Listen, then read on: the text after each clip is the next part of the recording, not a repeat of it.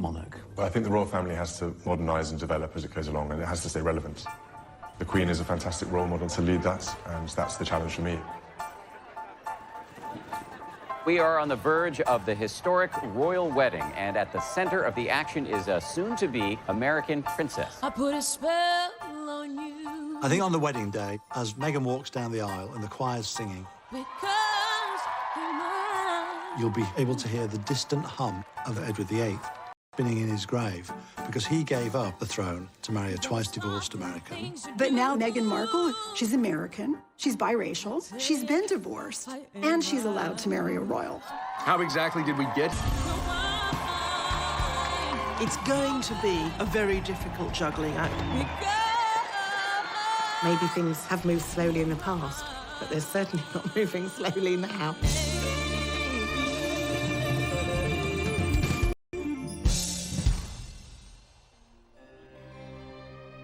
There is only one job that the royal family has.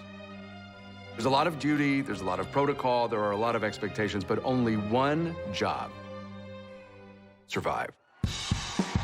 And for 1,000+ years, no family has been better at surviving.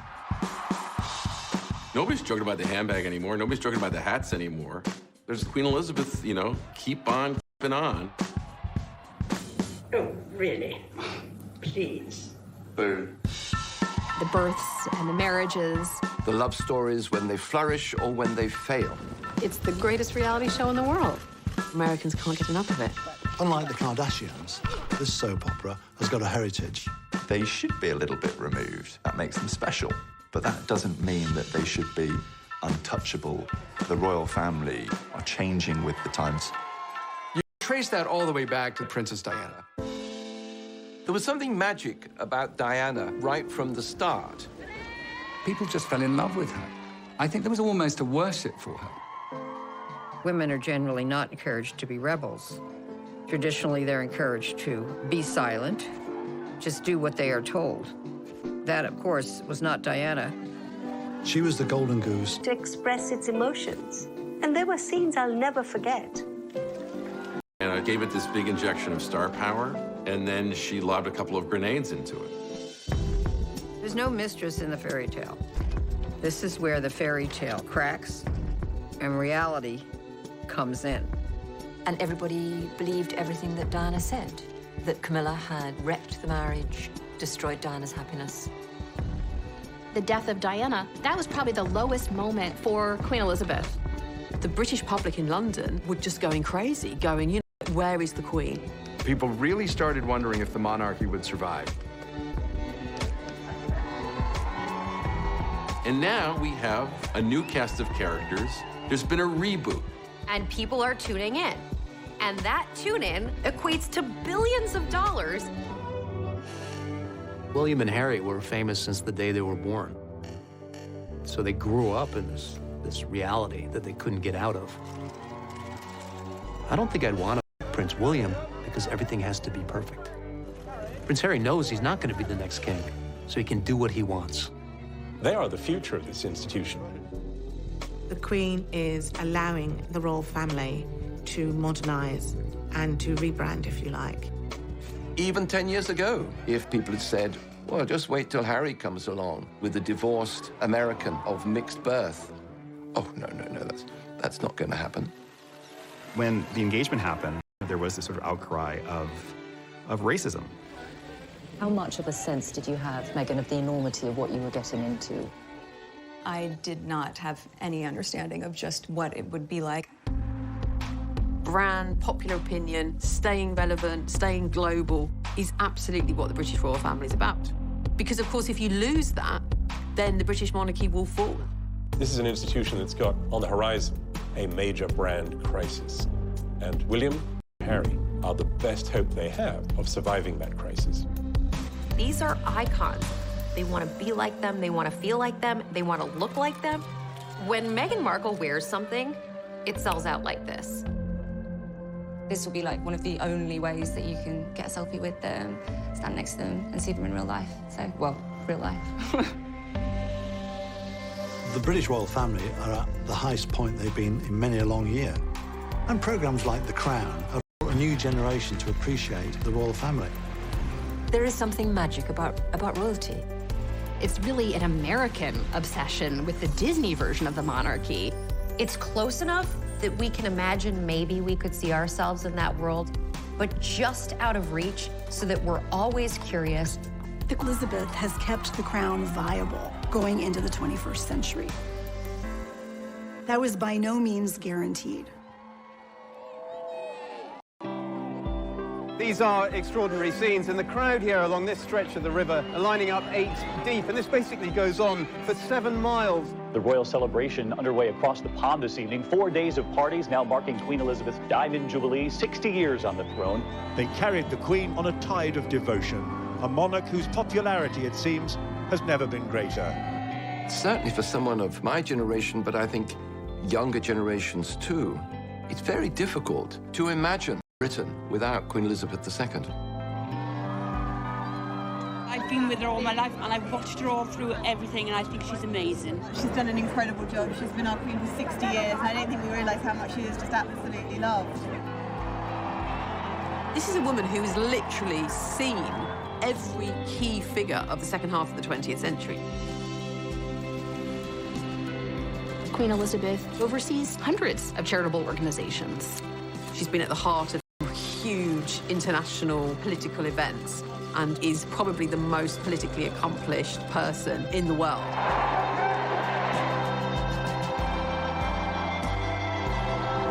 The Queen, though, wasn't supposed to be Queen. She was Queen because her uncle, Edward VIII, had abdicated. Edward VIII was the eldest son of George V. He was meant to be the king following his father's death in 1936. He was quite good-looking, dashing, a rather popular figure, Edward. He was at the center of American and British socialites. He was the heart of the party. He was incredibly popular, very charismatic, but he was weak. His own courtiers were struck at how emotionally underdeveloped he was. And along comes this extremely chic, ambitious woman. Wallis Simpson was a twice-divorced American from Baltimore. Very practical person, quite tough. By all accounts, was something of a social climber and was very interested in making the acquaintance of Edward. There's a lot of really interesting speculation about the kind of psychosexual hold that she had on him. And because she was domineering, she filled some need that he had to be mothered. Everything had been kept under wraps. The British public didn't know too much. The monarchy had a tacit agreement between the British press that intimate details of a monarch's life. People were fascinated by him. And she, in her own right, had her own luggage. So people were fascinated by her and how she managed to bag the greatest bachelor in the world.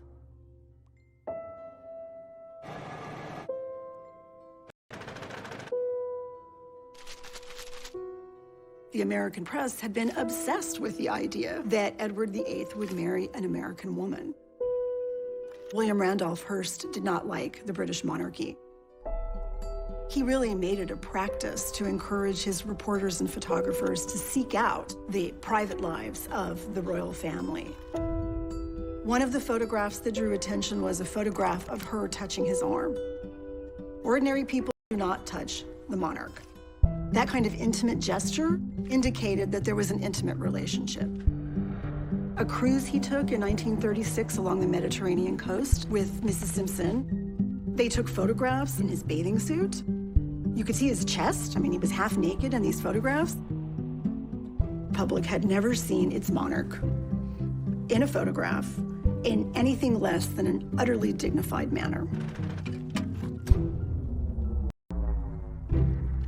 Edward VIII was one of the first victims of the paparazzi. It was becoming increasingly impossible to keep this secret from the British public. What was it? Hark the herald angels sing, Wallis Simpson's pinched our king, or something. An American divorcee was going to marry the King of England. This was the scandal of the century. It was the divorce bit that people objected to, not her. There was a real taboo about divorce. And so Edward had to choose the woman he loved or his country.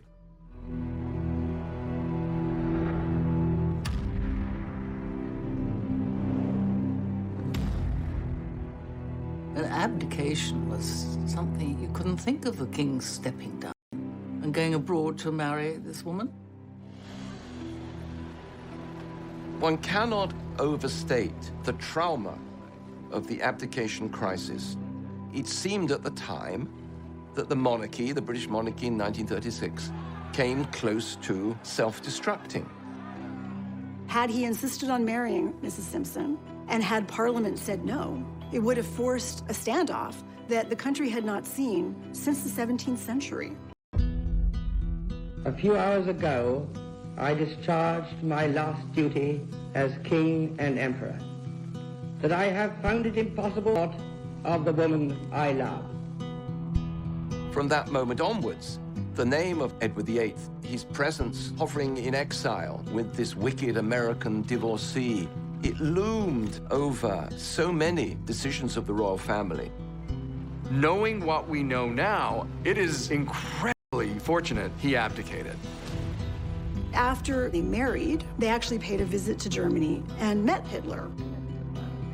Edward could be useful to them in the event that Germany invaded England and needed some way to rule it. It raised real concerns. There is a real chance that the course of history could have been changed had he stayed on the throne. Edward was king for 1 year. He was not crowned. So the coronation that had been planned was held for his brother, who ruled as George VI. When George VI heard that his brother was going to abdicate, he came home very distraught. And Elizabeth and Margaret, her sister, were looking over the balcony. And Margaret said, "Does this mean that you'll be Queen, Lilibet?" Elizabeth replied, "Yes, I suppose so." She instantly became one of the most popular celebrities in the world. Prince Charles, in public, made light of it. In private, he was quite jealous.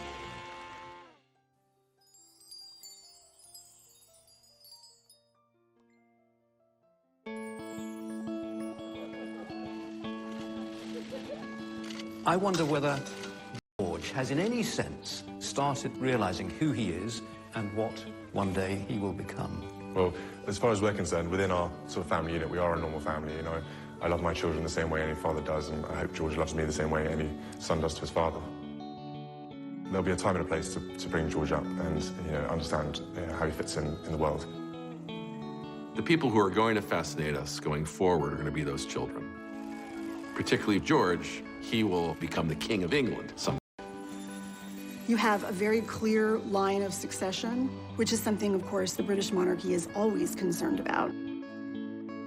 The 2013 Succession to the Crown Act made birth order the criteria for succession. It no longer made sense for males to take precedence over females. Had George VI had a boy, the boy would have become the heir presumptive. But because she was the eldest child and there were no boys,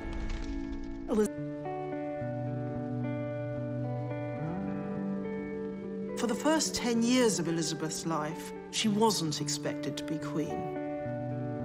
She had a very tight bond with her parents and her sister Margaret. Her father spoke of them as us four. They were this enormously close and affectionate family unit. Elizabeth's father, George VI, was himself a very dutiful king. George VI and Queen Elizabeth were incredibly loved by the British public, largely because of the way they behaved during the Second World War. They refused to leave the country when the country was being bombed. The Queen was outspoken. She said, "The king will not leave, and if the king will not leave, I will not leave, and if I will not leave, children will not leave. They really became a symbol of that stiff upper lip, of that British resolve. They did live on rations, they dug for victory, they knitted comforts for the troops, and they did the radio broadcast to try and cheer other children along. We children at home are trying to bear our own share of the danger and sadness of war. Come on, Margaret. Good night, children. Good night, and good luck to you all.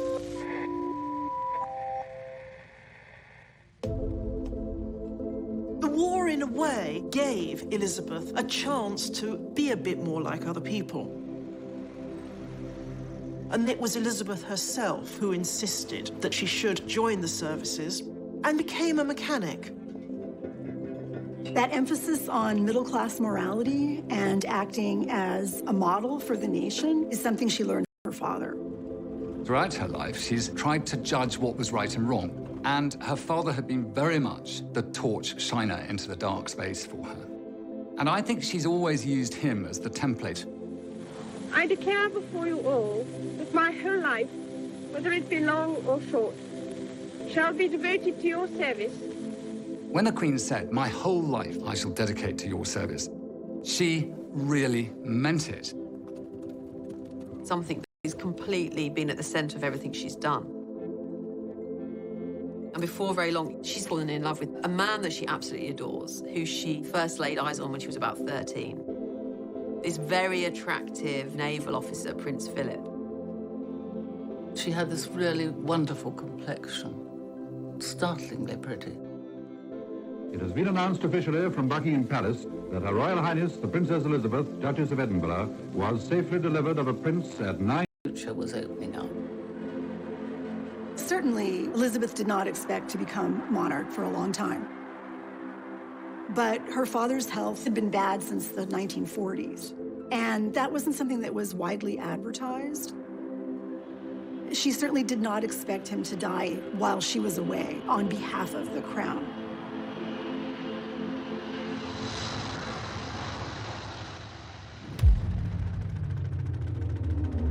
This is London. It is with the greatest sorrow that we make the following announcement.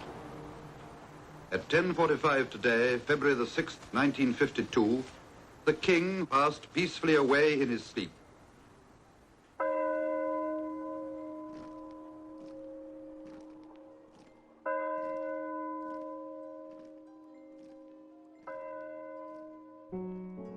She was very young. She was only 25 when she succeeded to the throne.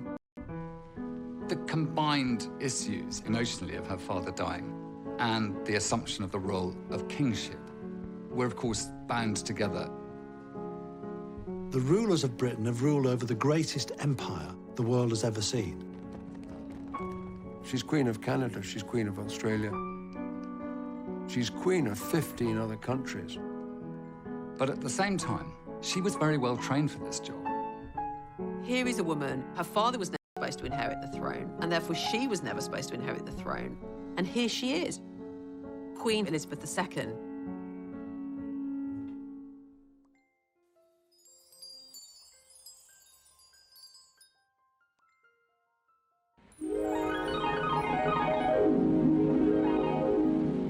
See the USA in your Chevrolet. America's the greatest land of all. We think about the period following the Second World War in the United States as being this great consumer moment, a great moment when there's a lot of opportunities for people and they're starting these brand new lives with Tupperware. Freeze it, stack it, any which way. It won't leak or spill. But that's not the lived experience of the British right after the Second World War. Britain, it was so grim after the war. I didn't recognize London. There were so many bomb sites. There was tremendous austerity, food rationing, fuel rationing. It was horrible. Rationing did not end in Britain until 1951. The prospect of rebuilding it all again and what was life going to be like. There wasn't a great spirit of gaiety yet. It brought a bit of colour to the nation, which had gone through the most terrifying ordeal. I mean, the world had.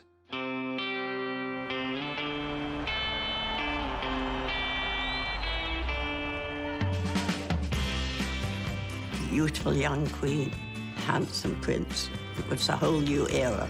Here is the news. Mount Everest has been conquered by members of the British expedition. Tenzing Norgay and Sir Edmund Hillary climbed Mount Everest the night before the coronation. It was a joyous moment, and you could see it in the crowds, you could see it in the pageantry. There was this whole exhilarating sense of a new Elizabethan age. I remember borrowing my mother's diamond ring and scribbling the coronation date on my bedroom window with it. So enthused was I.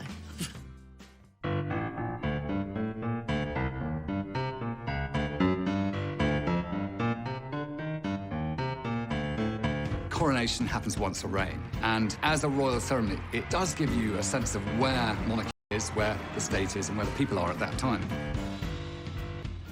All British institutions that have survived are the ones that have constantly reinvented themselves. The modernising forces inside the royal family definitely came from Prince Philip's side. Prince Philip is really the brainchild behind the televising of Queen Elizabeth's coronation. Such a savvy decision. It's about including the public. It's about inviting the public into a ceremony that historically had been for the political elite. And it had the most enormous audience. Huge numbers of people bought these tiny little things, and they all gathered around it. We travelled 4 hours to the Oxford village where my grandmother lived to see the coronation on television. Yeah. I think it did a great deal for social cohesion. I think it did an enormous amount for the spread of the television medium. London, the morning of Tuesday, June the 2nd, the morning of Coronation Day. My grandmother bought a television for the occasion, and people from the village piled in. Into the forecourt of the palace and through the gates comes the gilded coach, bearing the young queen to her crown. Rosie Churchill and I were the only two that went in a coach, and I was just blown away. A huge wave of cheering travels with her, pouring along the Mall as though it would lift her and carry her on her way. People were roaring, "Long live the Queen," and they were ecstatic. I mean, the main thing I remember is this crowded living room and the excitement. So, borne forward to the acclamation of her peoples, and took our places. She turned round with a beaming smile. "Ready, girls?" Madam, is your Majesty willing to take the oath? I am willing. The Queen was quite extraordinary. I couldn't understand how she could be so calm, completely unfazed by the whole thing. You only have to walk into Westminster Abbey and imagine all the balconies that get built for a coronation. All those eyes peering down. I should imagine the pressure was immense. The things which I have herewithal promised, I will perform and keep, so help me God. She never put her foot wrong the whole day, not one. The moment of the Queen's crowning is near at hand. The Archbishop raises it high in the sight of the people and reverently places it on the Queen's head. Her Majesty, Queen Elizabeth II, is crowned.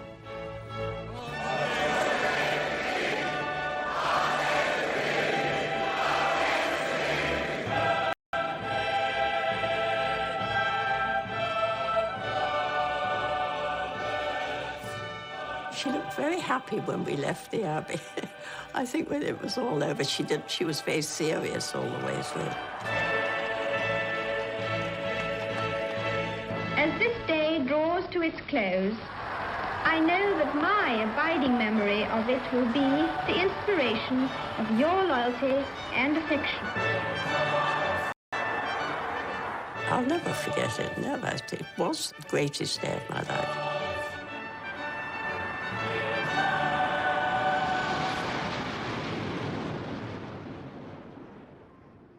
Queen who was going to have to do a major job, and she was dedicated to doing it. Whereas Princess Margaret could be more relaxed. She was always a rebel. She'd go clubbing. She'd drink a bit too much. Margaret certainly made the most of her life, behaving in a rather riotous way. She had wanted to marry her father's equerry, Group Captain Peter Townsend, but he had been divorced. For a royal princess to marry a divorced man would say to everybody, well, look, we can do it, so you can all do it. They didn't like that then.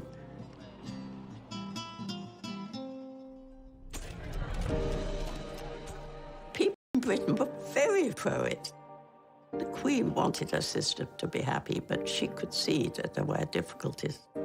Queen Elizabeth is also head of the Church of England. It's in that capacity she had a really hard time supporting her sister when she wanted. Lose all her titles, her allowance. She would lose everything. It was a lot to give up. So I think she sat back and decided not to. Princess Margaret's life was in many ways shattered by her love for a divorcee. There was this echo of the abdication.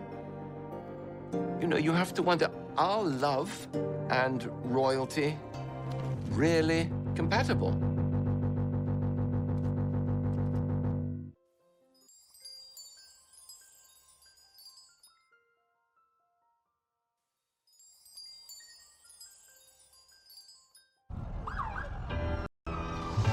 William and Kate now here in New York. You can hear those fans screaming there. I've been such a fan since I was little, and I'm dying to see them.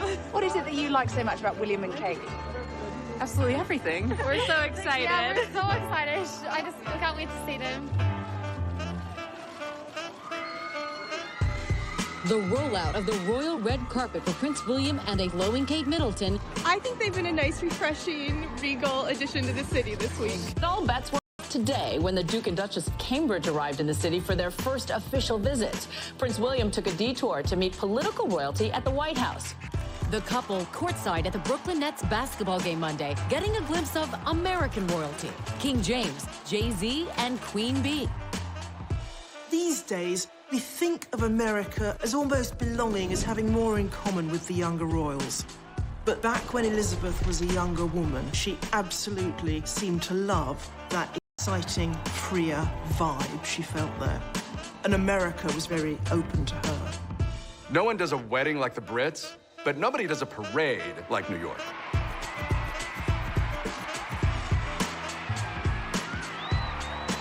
Queen Elizabeth and Prince Philip had never seen anything like this. 1 million people lined the streets of Broadway. There was just a blizzard of confetti. When Queen Elizabeth and Philip came to America in 1957, they were so much more casual and at ease than they were back at home. They attended a football game at the University of Maryland. Queen Elizabeth made a special request that they visit a supermarket because they didn't have supermarkets on that scale in Britain. She talked to shoppers, talked to women there with their children. I think Americans allow the royal family to take a breath and not worry so much about their role.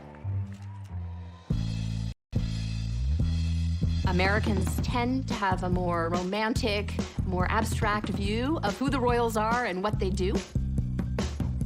Sovereign housewives romanticize what it would be like to be queen because it would allow them to leave their suburban households and call the shots. You can see that in actual descriptions from women's magazines. At the same time, there were popular television shows like Queen for a Day. Would you like to be queen for a day? People would tell their hard luck stories, and the audience applauded, and whoever got the most applause became Queen for a Day. I now crown you Queen Clarice. I think our fascination with royalty comes out of the fairy tales, and especially stories in which the princess comes from humble origins. It goes back to our more basic desires to have a rise above our current station in life. They called Hollywood the Dream Factory. The dreams were ours, and the people who gave us those dreams were the men and women we saw on that screen. You would go to picture palaces. There were uniformed ushers wearing white gloves. You were treated like royalty. And the movies that people saw in these palaces were even more influential because of the environment. Walt Disney obviously had a knack for knowing what kind of mass entertainment was going to resonate. He realized fairy tales and royalty were a gold mine. In movies like Cinderella or Snow White and the Seven Dwarfs, Disney was able to capture this idea of folklore, of what the people want. There's a princess phenomenon, let's call it the Disney effect, where there's so many stories that people grow up learning and seeing, and they see a person who they often aspire to be, right? That they see a person who knows who she is, a smart, self-confident woman who has done amazing things and finds some great life into the future. A Disney narrative lines really nicely with the royal family. As soon as movies became a big part of our lives in the first half of the 20th century, we started elevating movie stars to our own version of royalty. It's not like people weren't famous before. It's not like people weren't celebrities before. But when the movies were created, it was like being a queen or like being a king. From Marilyn Monroe to Clark Gable to Grace Kelly, they were just stunning individuals. Grace Kelly was the most glamorous person imaginable. How else could you top being the biggest star in Hollywood? You become an actual princess. She was kind of starstruck by the idea of royalty. Gosh, a European prince, wow. And so that was the famous marriage of hers to Prince Rainier of Monaco.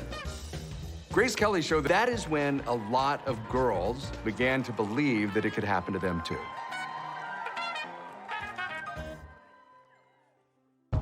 Old-fashioned, elitist, and out of touch. He dared to actually criticize the Queen herself. I don't retract that for 1 minute. Because, you see, I'm now being attacked for having attacked the Queen.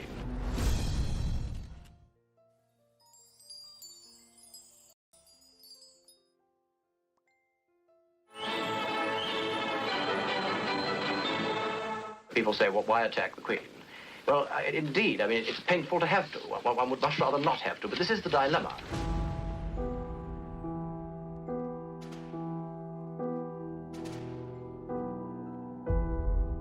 In her early years, the Queen did have some difficulty with the public relations aspect of her role. Glamorous though she was, beloved though she wasn't very approachable. I mean, to judge from your article, you expect the Queen to have qualities of a wit, would like her to be a better orator, you would like her to be a TV personality, in addition to being a diligent, dutiful, and devoted monarch and a mother. What I'm suggesting is that in her public speeches and appearances, spontaneity should be the keynote. I want to tell you all how happy I am to be amongst you and how much I look forward to my journey through Australia. Her own natural soul is not allowed to come through. It's a sort of synthetic creature that speaks. Lord Altrincham, John Grigg, was a journalist who in 1957 critiqued the Queen for being very old-fashioned and elitist and out of touch. He dared to actually criticize the Queen herself. He said that she sounded like a priggish schoolgirl, that it was hard for people to relate to her, that she didn't perhaps sound as if she actually knew that much about anything. I don't retract that for 1 minute. Because, you see, I'm now being attacked for having attacked the Queen. He was even physically attacked by a member of the League of Empire Loyalists, who said of the fine that he was charged when he was convicted that it was the best investment he ever made. What made it worse was there was actually a germ of truth to this. The Queen was this shy young woman. She's the public face of the monarchy and she's a private person. And she's trying to balance these two things. Prince Philip was always telling her, smile more, look over there, Lilibet, look at the children. Just to look a little more warm and open. The Christmas broadcast of 1957 can be seen as a direct response to Lord Altrincham's critique. It's inevitable that I should seem a rather remote figure to many of you. But now, at least for a few minutes. We see her with pictures of her family around, and it is meant to give that sense of, yes, the royal family are royal, but they're a family just like us. It was the first such royal Christmas broadcast to be televised. She quite self-consciously spoke to the very concerns and criticisms that he had raised about the monarchy being out of touch. We can show the world that we're not afraid of the future. It really difficult for anyone to maintain mass popularity. The public is fickle, the public is sometimes unforgiving. You have to be willing and able to adapt with the times, especially when there's a social revolution in the air. Everyone is voting for Jackie. The cool music of the time was not rock and roll, it was Frank Sinatra. And Frank Sinatra was recording campaign songs for JFK. Instantly, the presidency was covered with glamour. The torch has been passed to a new generation of Americans born in this century. John F. Kennedy, in a way, was a royal for the American people, but he was also a relatable man. They symbolized a kind of common touch. People really believed that he got them and that he wanted the best for them. And at 43, the youngest president that we've ever had, some argue that he was maybe one of the most good-looking. I was a bit keen on JFK, as girls my age certainly were. And there was Jackie glittering beside him, not upstaged by him. America's Queen, as Frank Sinatra called her. A real international star. I am the man who accompanied Jacqueline Kennedy to Paris, and I've enjoyed it. Jackie Kennedy really embraced a very fashion-forward sense. She says that I'm fresh, I'm new, I'm not going to let anybody stop me. And she really was herself. Paris, Vienna, then London. A hectic round of flying visits for the President of the United States. 500,000 people lining the route from London Airport to the West End just to cheer a hello to Jack and Jackie. There was something about when the Kennedys came over. I think it surprised us all that this was going to have such a massive interest to it. Crowds broke through at the palace, and once more the Kennedys got a big hand. I think that the British were drawn to two people who could be a little bit more freer than they were. The Queen was somewhat outstripped by the Kennedys. We're talking about people who transcended their role, people who electrified the world that way. Nobody could compete with JFK. The monarchy evolved with some kind of feeling for how successful the Kennedys had been. I can't believe that it wasn't in the back of their mind. Challenges to portray stability, portray the history of Britain without looking like hopeless relics of an earlier era. And in the 60s, they seemed to have a problem with that.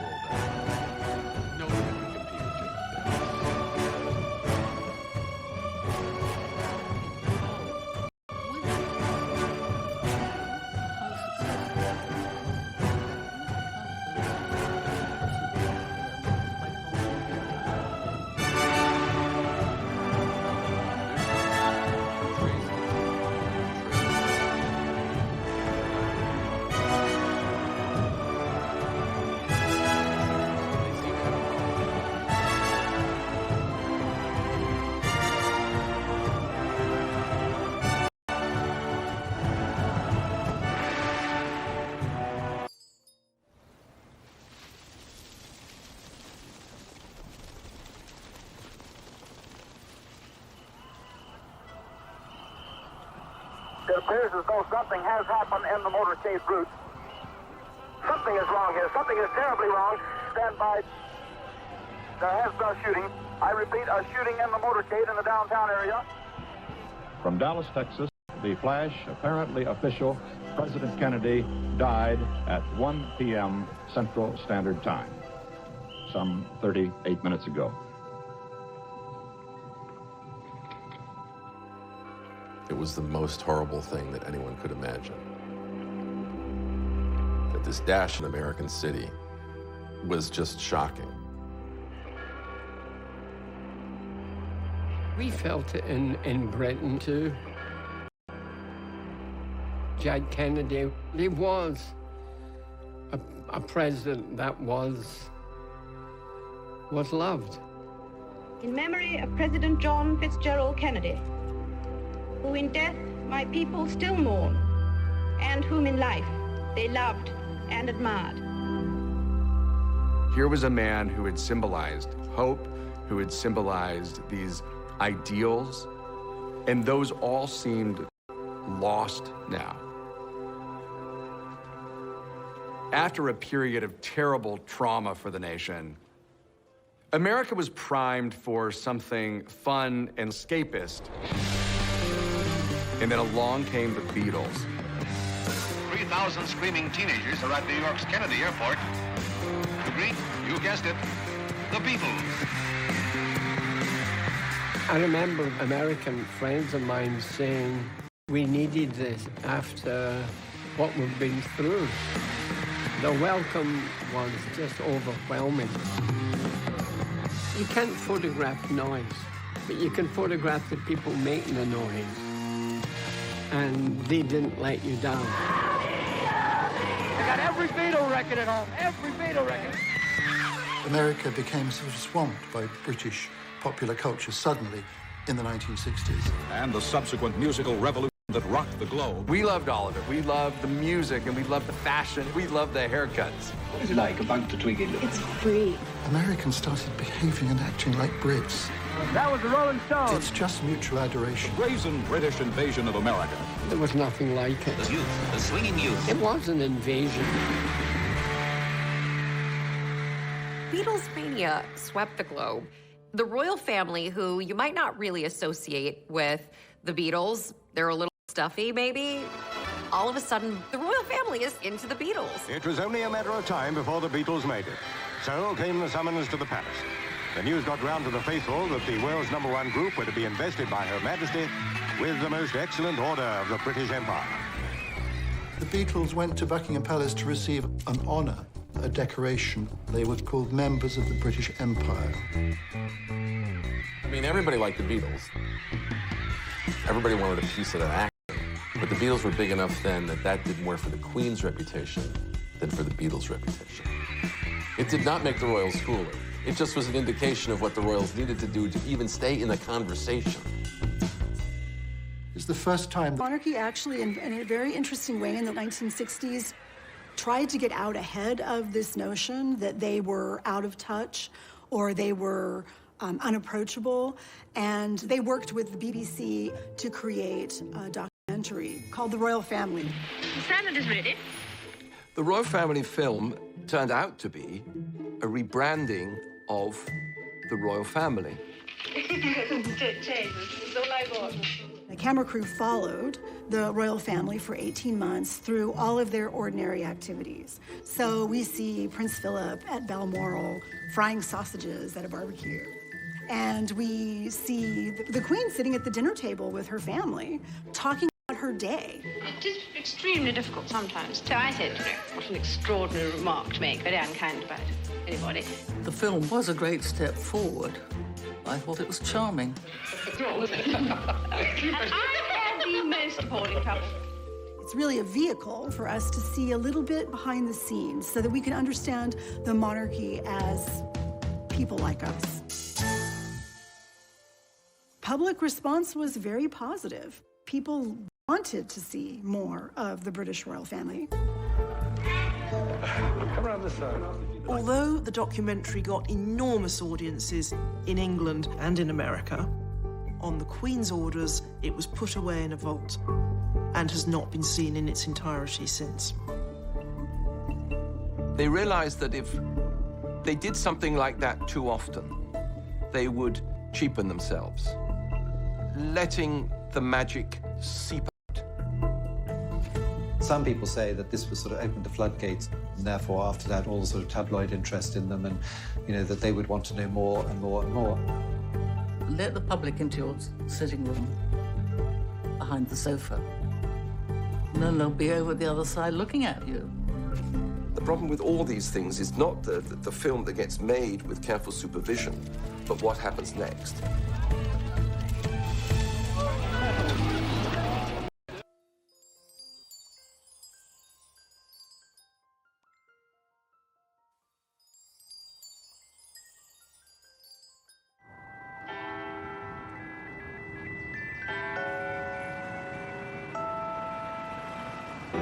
Exciting breaking news from Kensington Palace this morning. Alarm bells are ringing. We've been on royal baby watch for a few days now. It's happening. Kate Middleton, the Duchess of Cambridge, has been admitted to a London hospital. It's one of the most famous hospital tours probably in the world.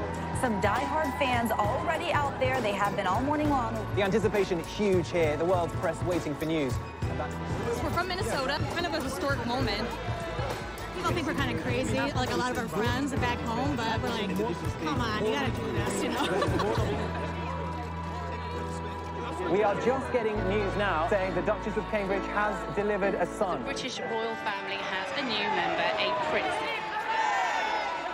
So now we're waiting to see if the royal couple comes out soon to greet all those fans. All eyes trained on those brown doors, ready and waiting. So we've noticed an awful lot of activity out here just in the past few minutes, so we may see the new arrival fairly soon.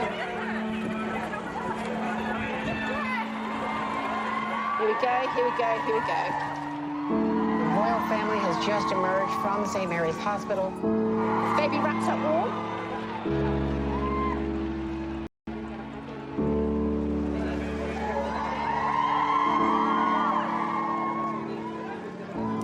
Everyone was screaming, trying to get the pictures and videos.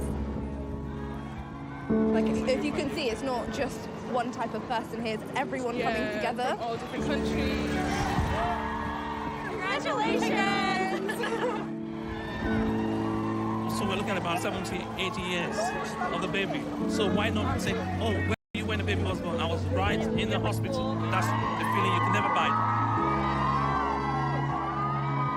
Princess Catherine has had a little boy. He weighs 8 pounds and 7 ounces, and we're all very happy. It's the moment so many royal watchers have been waiting for.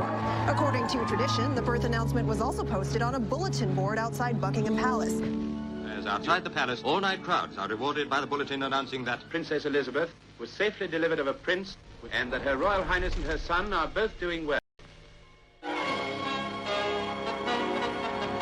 One of the great features of the royal brand is that it's cyclical. The royal family is not only a lifelong reality show, it's a centuries-long reality show.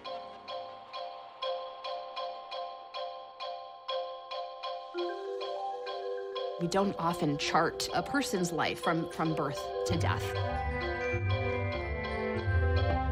But with the advent of technologies, whether it was photography in the 19th century or television in the 20th, we have been able to follow members of the royal family at every step. Whether it's birth or the first days at kindergarten, this allows us to be invested in these individuals. A heavy program of official engagements prevents the Princess and the Duke from seeing their son as often as they wish. It is only on occasions like this that they can enjoy the happiness of parenthood. Charles, it was his misfortune to need that she give herself to her people. For 6 months, Buckingham Palace has been a palace without a sovereign. The Queen has travelled round the world. She reigns not just at Buckingham Palace, but in the 4 corners of the earth. Soon now, the royal standard will fly again from the palace rooftop. And we at home will say, welcome the Queen. He had quite a difficult childhood. His parents were very distant, not just physically, but emotionally as well. Everybody in those early years remarked on how stilted and formal the Queen was. Charles suffered from that, probably more than anybody else. Charles and his mother were subjected to private reunions in public scenarios. But all of this, at the end of the day, is because of the growing power of the media. previous kings had gone off to school or had their lessons with their tutors. We saw film, newsreel. Here is courage. Here is honor.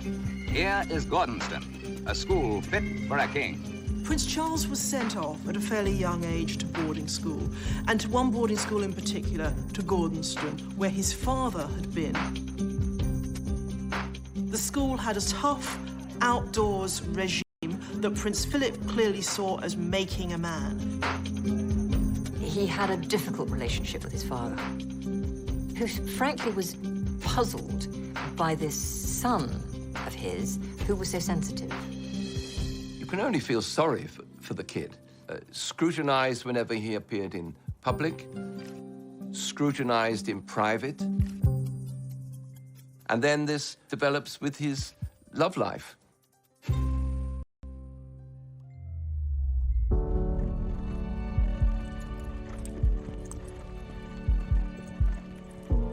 In the early 1970s, Prince Charles met Camilla Parker Bowles, and they were made for each other.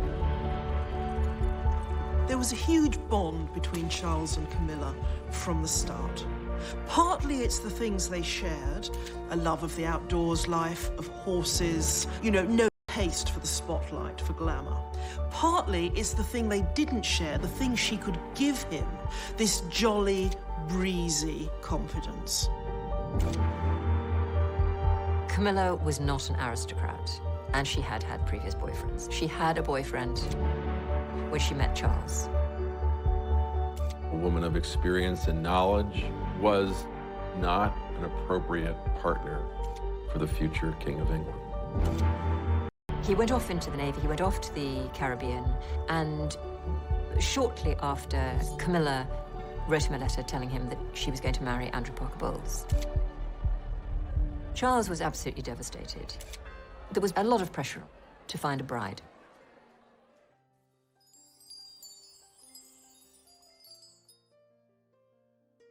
For many Britons, these are hard times. Britain has suffered one of the highest inflation rates in Europe. For many ordinary people, it's now an uphill struggle to balance the family budget. With all this, escalating prices and an inflation in violence. The late 60s and 70s was a difficult era for everybody in Britain. The economy was in the pits. For the 1.5 million unemployed in Britain, the pinch is even more severe. Those without work now account for 6% of the total labour force. And even the longer-term prospects for employment are pretty gloomy. It brought power cuts, and it brought a 3-day working week. Just how serious is the situation? 2 out of 3 of the city's workers were working their first and last day this week. We had inflation rates of, over 20%. We had a society that, riddled with strikes, with shutdowns. The state basically just came to a standstill. Garbage wasn't being collected. The royal family would be the point on which you would focus your animosity. It's a diamond-encrusted lifestyle that ordinary people whose families had worked for generations could not aspire to. And the monarchy seemed very much out of touch with that. The princess and her husband were guests of honor at a glittering ball. The princess was radiant, obviously enjoying herself. Charles, like his father, is a great sportsman and doesn't miss an opportunity to play polo. People were really struggling, and here we have a family that's living off the public. Our guest today on Meet the Press is His Royal Highness Prince Philip. The recent news dispatch from London and begins this way. Queen Elizabeth has not had a pay raise for nearly 18 years. A situation that none of her subjects, her working-class subjects, would tolerate for a moment. Then it goes on to detail the very high cost that the royal family must sustain on an allowance of $1,100,000 a year. Is that creating an awkward situation for us? Very. We go into the red, I think, next year. We never quite know with Prince Philip when he's joking and when he's really making a mistake. Well, you've had to close down certain large houses, haven't you? No, not altogether. We've closed down what we're interested. We had a small... He said that, goodness, yes, he might have to give up polo. It really didn't go down too well. That was exactly the feeling, that the royals were infinitely overprivileged. I wanted to do something for me, because look at me now, I'm nothing. It's a rich man's budget, that's all I can say. Make no mistake about this, the ordinary working people are not being hoodwinked at this one. The 70s, I think royals in general found that they hit a kind of rut of irrelevance in the culture. And then, you know, there was Queen Elizabeth keeping on. London celebrates a once-in-a-lifetime spectacle not to be missed, Queen Elizabeth's Silver Jubilee. 25 eventful and glorious years. Queen Elizabeth II, long may she reign. For one brief moment, the Jubilee seemed to unite the divided nation under one flag. The Queen, the head of state, is a focus of unity, which transcends any political division. In America, the president is the head of state and at the same time the head of government. In the British system, the head of state and the head of government are two separate entities. Every week in Britain, the Prime Ministers from Churchill right through to the current British Prime Minister meets with the Queen. She can't express opinions, but she can ask good questions. The monarch works to advise, to encourage, to serve the nation and the government. When I was 21, I pledged my life to the service of our people, and I asked for God's help to make good that vow. I do not regret nor retract one word of it.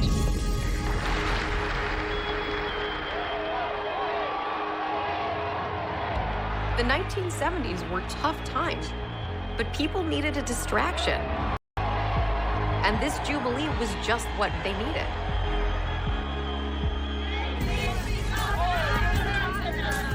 Join in the spirit, the good old British spirit. There is an element of escapism when it comes to the royal family.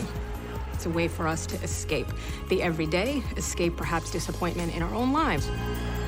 You know, whether people just come out and enjoy the street party and then go home and grumble again about how much of their taxpayers' money is going on the establishment. There's no doubt that these big public events do give the royals a boost. This royal wedding is really about the happy ending and perhaps a new beginning.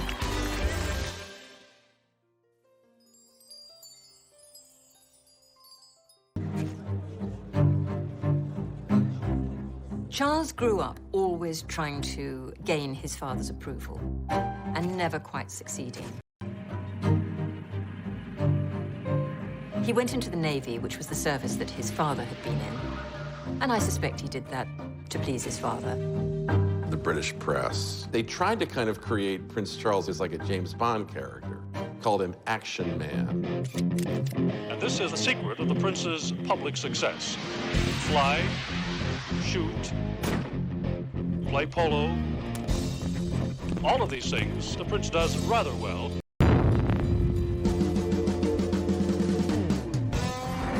Gunnery practice is all part of the schedule. He gave an excellent display with a 20mm Oerlikon gun. He did everything that other recruits were asked to do, but which actually were quite dangerous. He did not want to be wrapped in cotton wool. His 9 months is an intensive period of training where he'll be given an insight into all departments. There are no fundamental differences between the prince's training from that of other sub-lieutenants. He's always pushed himself to the limit. Because being famous for having done nothing very important is a difficult thing to live with. He had a real need to prove himself, to do something real. His time in the armed forces, in the Navy, was an opportunity to do that. If later on I'm to be associated with all 3 services, it'd be a very good idea to do an attachment with each one. I think it gives one a very useful experience of responsibility and discipline. On paper, he may have been the world's most eligible bachelor. You know, helicopters, in a variety of uniforms, looking good, looking a bit more glamorous. But pressure to marry, it was time.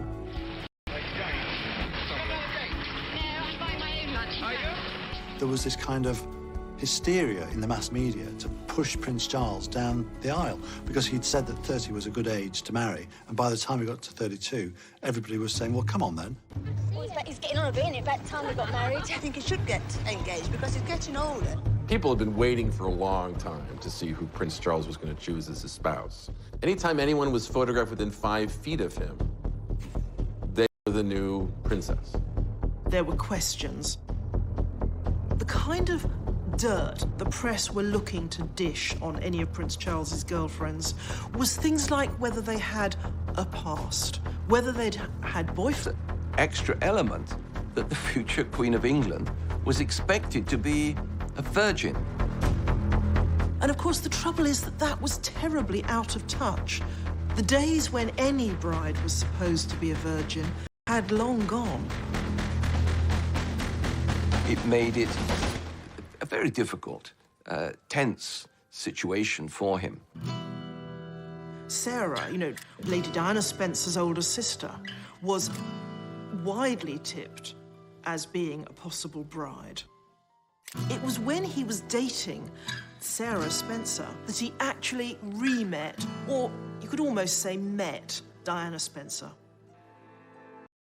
When he finally met Diana, she seemed the perfect bride for him.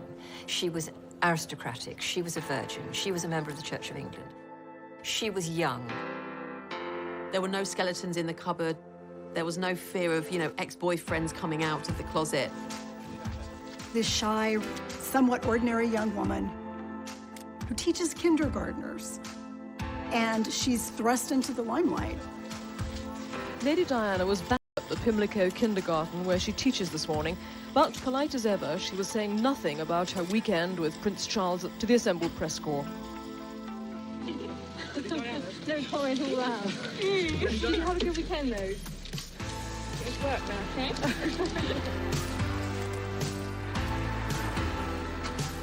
There was something magic about Diana right from the start. There was just something about her that made you feel, yes, this is going to be the one. Is there any possibility of any announcement of your marriage in the near future? Can you tell me? Can you tell me if there's any possibility? I'm not going to say anything. Right, but Prince Charles did give us a hint himself. He said we wouldn't have to wait too long. The public had this view of Diana that she was a fairy tale princess. It was almost that she was rags to riches and she was a girl like us, plucked from a normal life. Reality actually was very different. Diana was probably more aristocratic than Prince Charles. She came from a very old English family. She grew up in a stately home, filled with staff and beautiful works of art. However, the public loved her, and they loved the whole idea of happy ever after. It wasn't clear at all that Charles was going to propose to Lady Diana.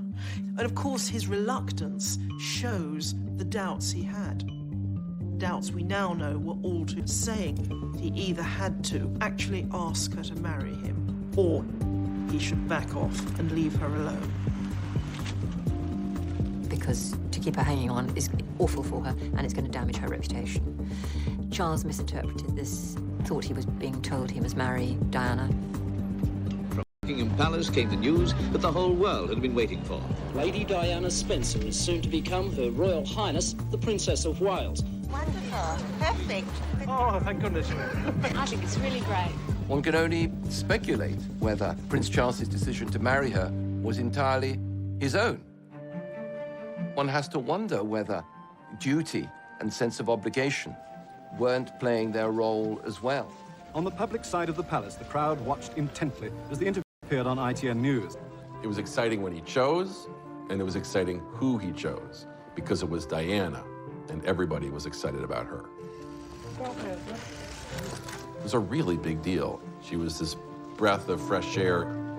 She just looked and felt like someone you knew in real life.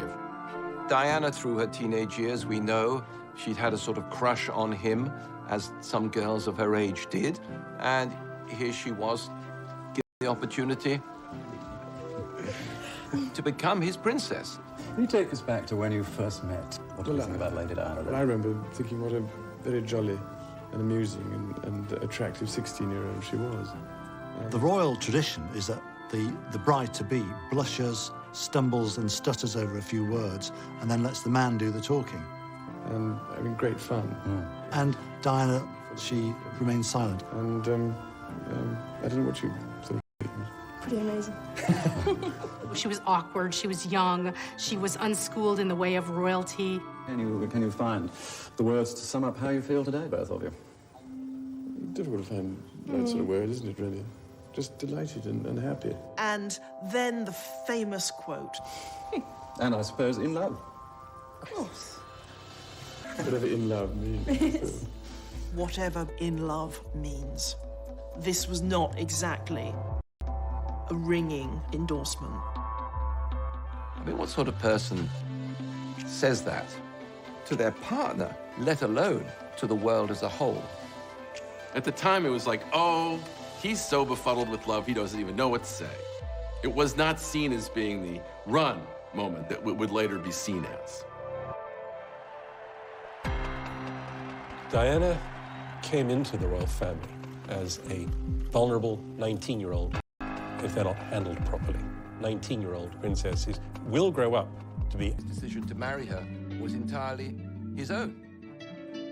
One has to wonder whether duty and sense of obligation weren't playing their role as well. On the public side of the palace, the crowd watched intently as the interview appeared on ITN News. It was exciting when he chose, and it was exciting who he chose, because it was Diana. Oh my God. Everybody was excited about her. It was a really big deal. She was this breath of fresh air. She just looked and felt like someone you knew in real life. Diana, through her teenage years, we know she'd had a sort of crush on him, as some girls of her age did. And here she was, given the opportunity to become his princess. Can you take us back to when you first met? What do you think about Lady Diana? Well, I remember thinking what a very jolly and amusing and attractive 16-year-old she was. The royal tradition is that the bride-to-be blushes, stumbles and stutters over a few words and then lets the man do the talking. And having great fun. And Diana, she remains silent. And I don't know what she... She was awkward, she was young, she was unschooled in the way of royalty. Can you find the words to sum up how you feel today, both of you? Difficult to find that sort of word, isn't it, really? Just delighted and happy. And then the famous quote. And I suppose in love. Of course. Whatever in love means. Oh my God. Whatever in love means. This was not exactly a ringing endorsement. I mean, what sort of person says that to their partner, let alone to the world as a whole? At the time, it was like, oh, he's so befuddled with love, he doesn't even know what to say. It was not seen as being the run moment that would later be seen as. Diana came into the royal family as a vulnerable 19-year-old, if they're not handled properly. 19-year-old princesses will grow up to be angry, powerful women.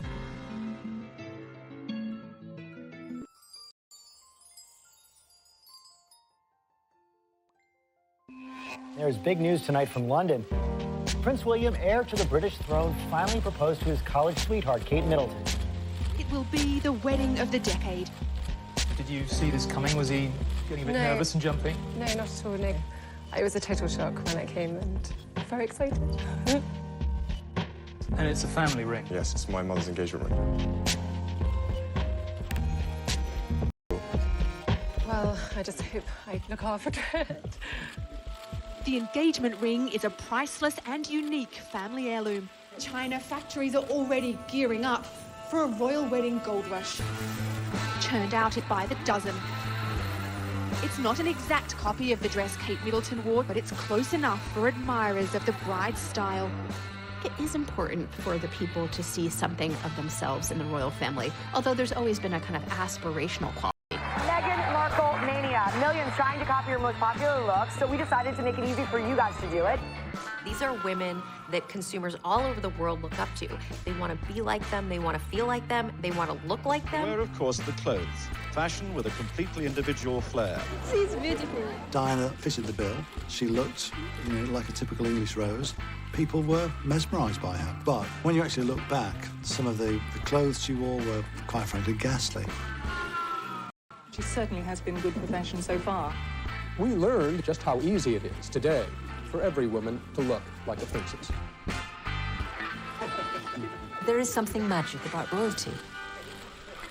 What's not to love about royalty? Congratulations and jubilations. I want the world to know how happy as can be. It's fairy tale time. And in Britain tonight, the fairy tale is coming to life. Lining the streets of London, 2 million well-wishers. We are sitting in this magnificent location overlooking St. Paul's Churchyard. This is the wedding of the whole world, and the whole world loves a wedding. As you can see from the pictures, people here are shoulder to shoulder and wall to curve. The wedding guests assemble. The huge, cheerful crowd that has waited so long and patiently roars and waves its welcome. Royal weddings and romances were part of popular culture all through the 20th century. But with the marriage of Charles and Diana, they take on a new dimension. The wedding will have an audience of more than 500 million people. That's a sixth of the world population. Quite simply, it's going to be the biggest television event ever. We'll be devoting as much time, if not more, to the wedding itself than we did to the inauguration of the President of the United States. To us in America, this wedding was the closest we had ever seen to a real-life fairy tale. This was a massive event worldwide. People filled the streets. I mean, London was heaving. I was in the Scots Guards, part of the Guards division that wear the red coats and the big black hairy hats. I remember Diana passing where I was. There was an almost overcooked sense of national anticipation. You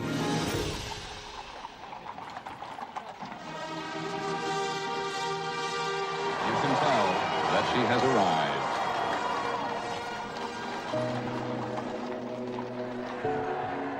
And here, our first glorious view of the bride. This is magnificent. I have never seen a train like this. Have you? I've never seen a royal wedding like this. The dress and all of the preparation, it was catnip to the world. It's a Cinderella story. And she does look like a fairy princess. She wanted it to be so special, and it is. What a day this must be for her, barely 20 years old. And by joining of hands, I pronounce that they be man and wife together, in the name of the Father, and of the Son, and of the Holy Ghost. Amen. So London now sees for the first time their Royal Highnesses, the Prince and Princess of Wales. I saw the prince in his naval uniform with his beautiful princess coming down the steps of St. Paul's, and I thought, that's the royal family sorted for my lifetime. That's the future, and I like it. It was very exciting to see her come suddenly, this totally different figure with a very different future.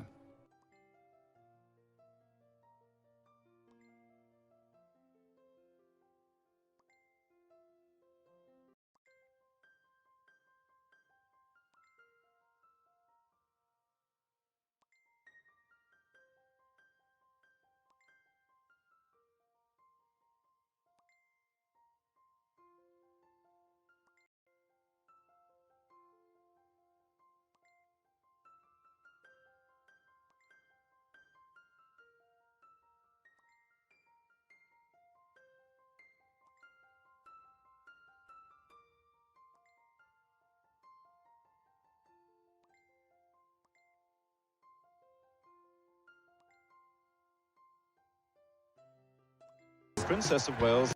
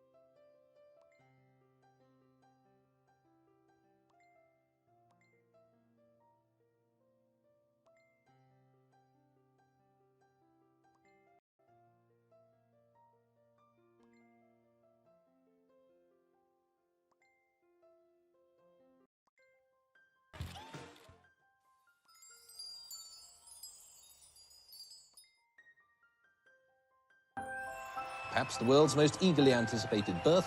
The news of it was announced just over an hour ago. It's a boy. A boy. Boy weighing 7 pounds, 1.5 ounces, and could well be the ruling monarch over Great Britain deep into the 21st century. When Diana produced her first baby, there was huge excitement. Outside St. Mary's Hospital, those who had waited all day long reacted as though there had been a birth in their own family. And they immediately broke into wild cheering and applause and singing, which has gone on ever since. Are you both happy? 13 hours, long time. Does he look like you, sir? No, he's lucky enough not to. When William was born to this beautiful young pair who we had watched fall in love, it was the first point that he was adopted by the nation. For some, it was the experience of a lifetime. Oh, I cried. I couldn't help it. You cried? I did, yeah.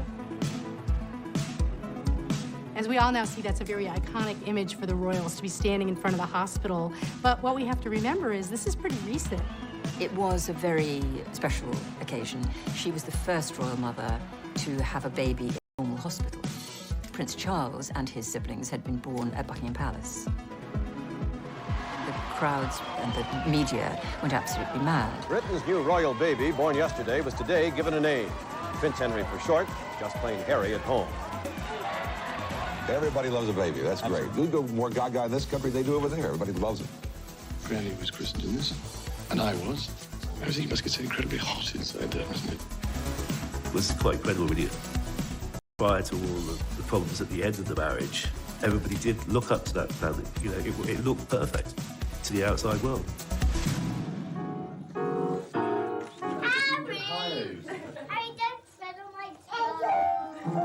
Young family, the model first family of the country.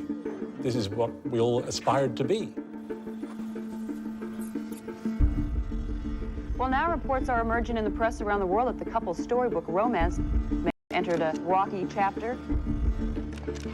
This is where the fairy tale cracks and reality comes in. It is divorce for Charles and Diana. Things got so bad, people started wondering if the monarchy would survive. And then this absolutely incredible drama that nobody could have foresaw. There has been a terrible accident in Paris. Buckingham Palace confirmed the death of Diana, Princess of Wales. I say from my heart, there are lessons to be drawn from her life and from the extraordinary and moving reaction to her death. Princess Diana shook the modern monarchy. Reaching out to people, hugging people, touching people. AIDS, leprosy, landmines, and change people's perceptions. Ladies and gentlemen, please welcome Meghan Markle. Meghan, what's interesting about her are the echoes of Diana. If you have a profile where people are listening to what you're saying, I really, truly think you need to be saying something that's valuable. Ladies and gentlemen, everyone needs to be valued. She really did hold a mirror up to the monarchy and say, look at yourselves. The anticipation for Meghan and Harry's wedding was like nothing that I had ever seen. Yet again, this raw story that keeps on giving. This beautiful inclusiveness into the royal family. This is a great message to the world. Meghan is less interested in the glass slipper and more interested in breaking the glass ceiling. So many girls will wake up this morning across the world and look at TV and see somebody that looks like them. As part of the new modern monarchy.